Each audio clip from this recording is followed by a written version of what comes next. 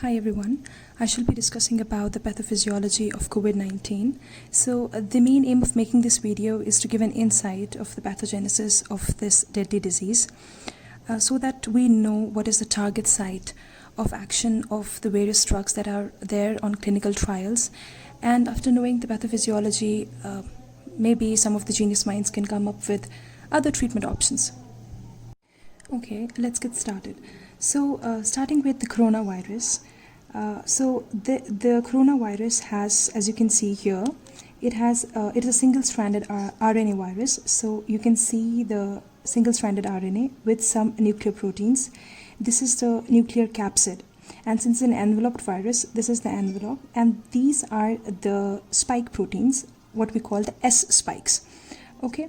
Now, the coronavirus, as it has all been said, that the route of transmission can be either it can be transmitted by the respiratory droplets. So the person sneezes or coughs, then these viruses through respiratory droplets can travel up to 3 to 6 meters, and if a person comes in contact in this range, will definitely get infected.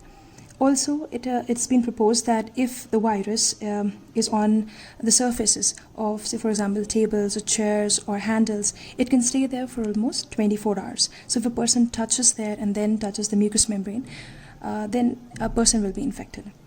Now, also, it has also been transmitted by the fecal-oral route. Now, when a person is infected, so the virus will enter into the respiratory system of the infected person, and it will enter into the lungs. So the main site of its action will be in the alveoli. So here we can see one alveolus.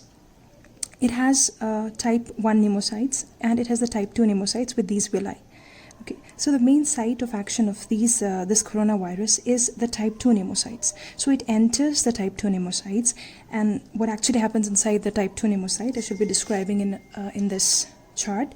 So this is the coronavirus and this is the type 2 pneumocyte, okay, with the villi.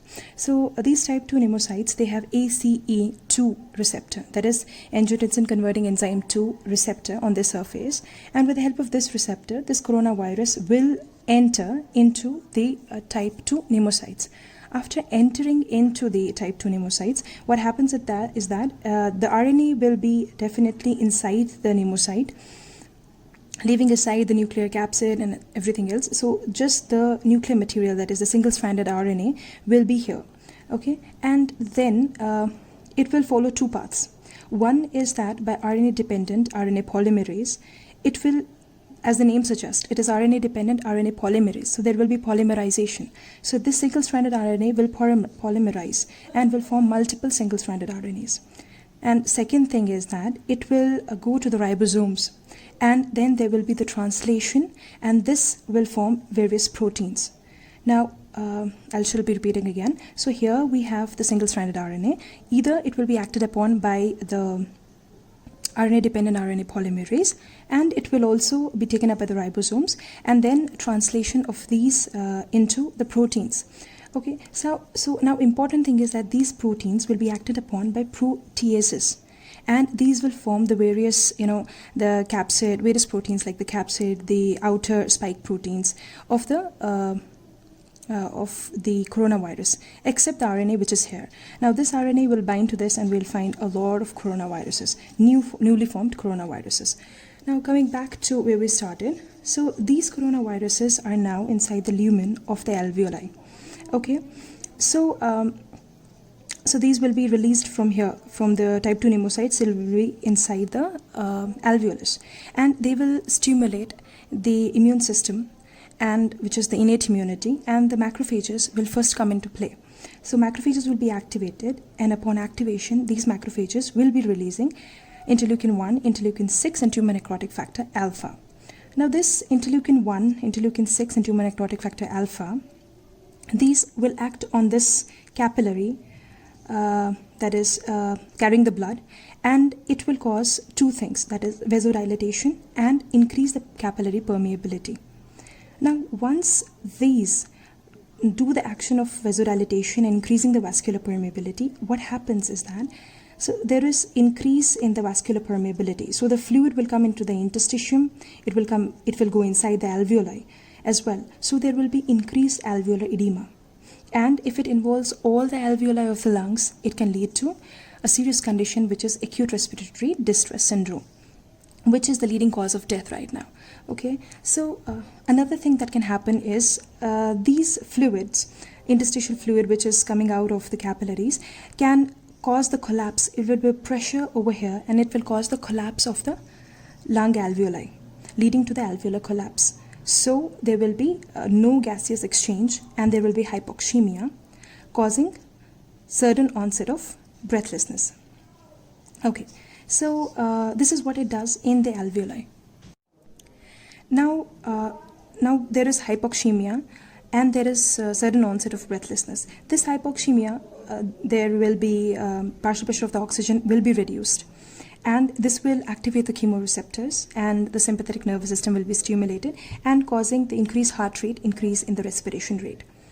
So this will be the effect of the vasodilatation, vascular permeability, which can either cause the alveolar edema, or it can cause alveolar collapse, leading to sudden onset of breathlessness, increased heart rate, increased respiration rate.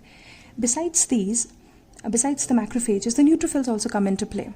So neutrophils, what they're going to do is they will release the reactive oxygen species, and they will release proteases, which will cause further damage to the type 1 pneumocytes, and further increasing the permeability.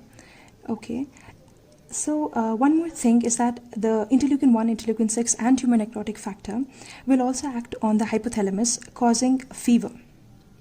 Also, that when there is too much of the inflammatory response, it will stimulate the production of sputum and cough, which can lead to consolidation or pneumonia. So these are the clinical presentations, as we can see: fever, cough with sputum production, sudden onset of the breathlessness. So fever, cough, and sudden onset of breathlessness, these three symptoms are very much suggestive of a COVID-19 infection. Now what can be the the severity of the disease?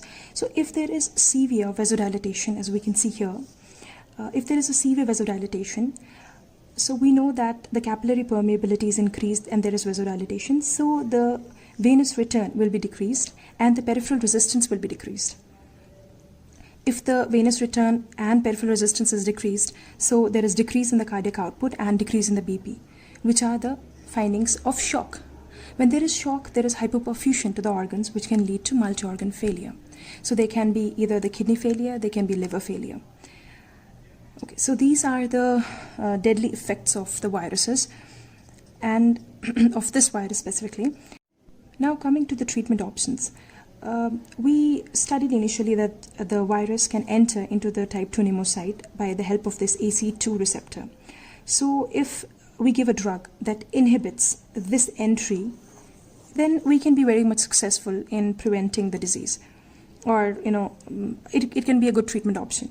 So second is, if we inhibit this RNA-dependent RNA polymerase, which is actually causing the polymerization of the virus and further multiplication. So if we inhibit this RNA-dependent RNA polymerase, or if we inhibit this proteases, so the further protein components of the virus won't be formed. So these are the sites of the actions of the drugs that are right now on the clinical trial. So the drug that will inhibit the ACE2 receptor is chloroquine or hydroxychloroquine. The second drug that we have is remdesivir, which is an RNA-dependent RNA polymerase inhibitor. The third drug that we have is ritonavir, which will inhibit the proteases. So these are the present clinical trials that are running on the following drugs, and where they act and why we are using the particular drug is, I hope it's pretty much clear now. And also, since we are seeing that it's more or less of an immune-mediated response, so there are certain theories we say that may or may not the use of methylpred can be helpful for the patient, but it's still under the clinical trial, so it's too early to say anything. We need a vast majority of the patients to do the trials on. So, but yes, methylprednisolone is effective in some viral infections. Regarding COVID-19, nothing has been given out yet. So we can look forward to some more treatment options, I guess. And I hope this video was useful for all of you. Thank you so much.